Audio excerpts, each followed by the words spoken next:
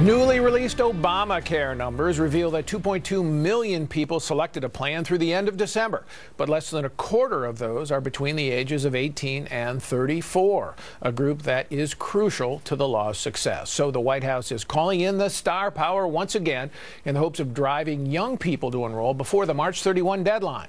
This week, basketball legends Magic Johnson and Alonzo Mourning began appearing in TV ads airing nationally during NBA games. You never know when you're going to need it. It's very important. Young people, they think they're Superman, like nothing's ever going to happen to them. But trust me, one day something's going to happen, and you're going to need a quality health plan. So make sure you get Obamacare.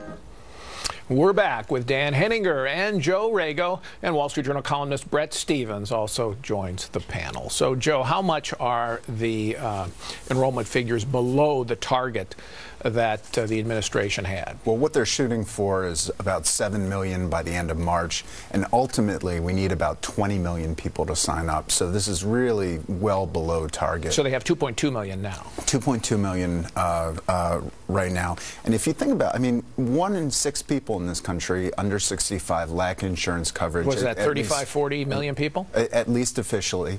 So they're either looking at the exchanges and finding that Obamacare plans aren't offering them a good value, or they're buying health plans off the exchanges where the regulations are somewhat looser and they can be tailored to individual needs. And they're skewed. Go ahead, Brett. Oh, this is 2.2 million who have signed up, not necessarily who've gotten insurance while... Or written the check to pay for it. Right, and then another 5 million people who have canceled, have had their insurance policies canceled. So in terms of overall figures, we're actually in a hole here. What about the actuarial, to use an insurance term, status here? That we really don't know the health status of these enrollees, but so far they seem to be skewing older.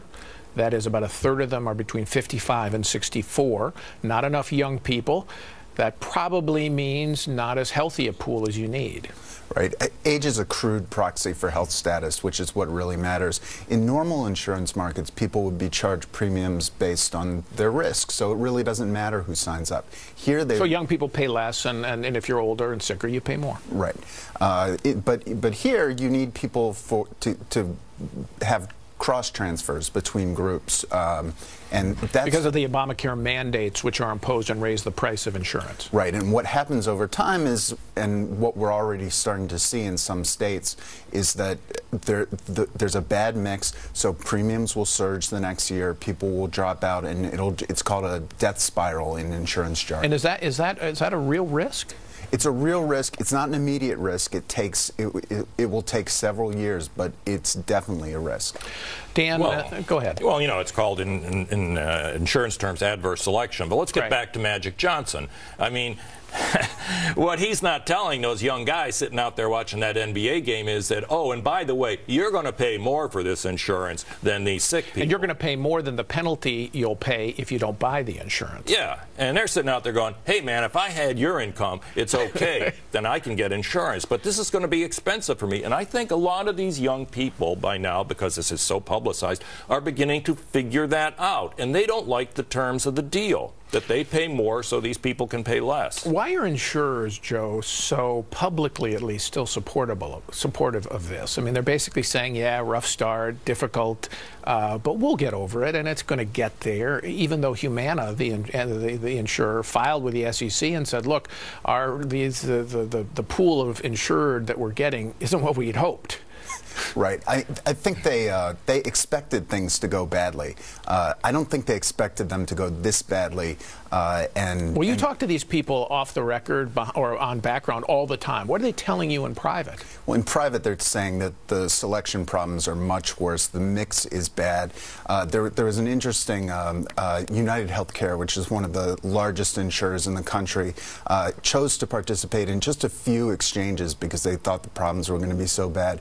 Their CEO this week said their enrollment was so low that they could send a gift basket to every one of their enrollees, and that this was a good thing for shareholders because their losses would be limited. Brett, should Republicans run against this idea that there's going to be an insurance bailout? Because there's this part of Obamacare which says if the pool is as bad as Joe says it is, that there are mechanisms by which the HHS will provide money, reinsurance pool, to offset some of those these losses. Risk corridors. That's right. This is part of the law.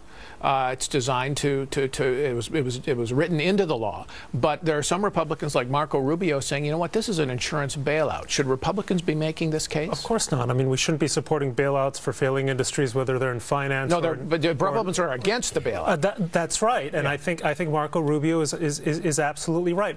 Look, there's an old expression about lying in the bed you make, and the healthcare industry, the health insurers certainly were in this bed with the Obama administration in preparing the Obamacare.